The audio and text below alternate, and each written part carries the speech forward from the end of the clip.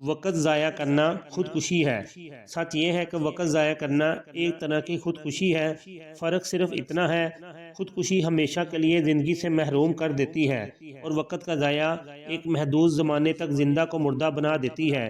یہی منٹ، گھنٹہ اور دن جو غفلت اور بیکاری میں گزر جاتا ہے، اگر انسان حساب کرے تو ان کی مجموعی تعداد مہینوں بلکہ برسوں تک پہنچتی ہے۔ اگر کسی سے کہا جائے کہ آپ کی عمر میں سے 5 سال کم کر دیے گئے تو یقیناً اس کو سخت صدمہ ہوگا، لیکن معطل بیٹھا ہوا خود اپنی عمر کو ضائع کر رہا ہے، مگر اس کے زوال پر اس کو کچھ افسوس نہیں ہوتا۔ نیز وقت ضائع کرنے میں بہت بڑا نقصان اور خسارہ ہے کہ بیکار آدمی طرح طرح کی جسمانی و روحانی عوارض میں مبتلا ہو جاتا ہے۔ حرص و طمع، ظلم و ستم، قمار بازی، زنا کاری اور شراب نوشی عموماً وہی لوگ کرتے ہیں جو معطل اور بیکار رہتے ہیں۔ جب تک انسان کی طبیعت، دل و دماغ نیک اور مفید کام میں مشغول نہ ہو، اس کا میلان ضرور بدی اور معیشت کی طرف رہے گا۔ بس انسان اسی وقت صحیح انسان بن سکتا ہے جب وہ اپنے وقت پر نگران رہے، ایک لمحہ بھی فضول نہ کھوئے، ہر کام کے لیے ایک وقت، ہر وقت کے لیے ایک کام مقرر کرے۔ وقت خام مسالے کی مانند ہے جس سے آپ جو کچھ چاہیں بنا سکتے ہیں۔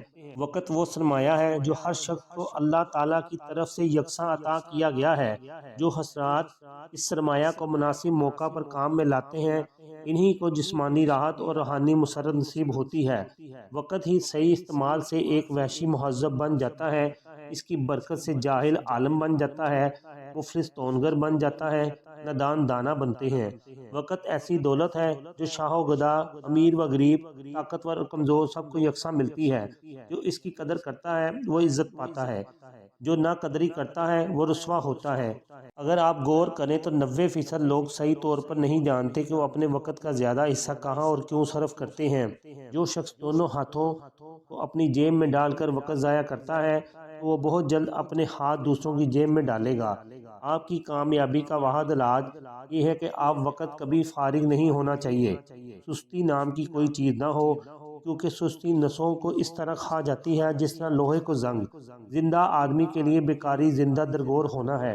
اللہ تعالیٰ عمل کی توفیق عطا فرمائے۔ لائک اور شیئر کر دیں، چینل کو سبسکرائب اور فالو کر دیں۔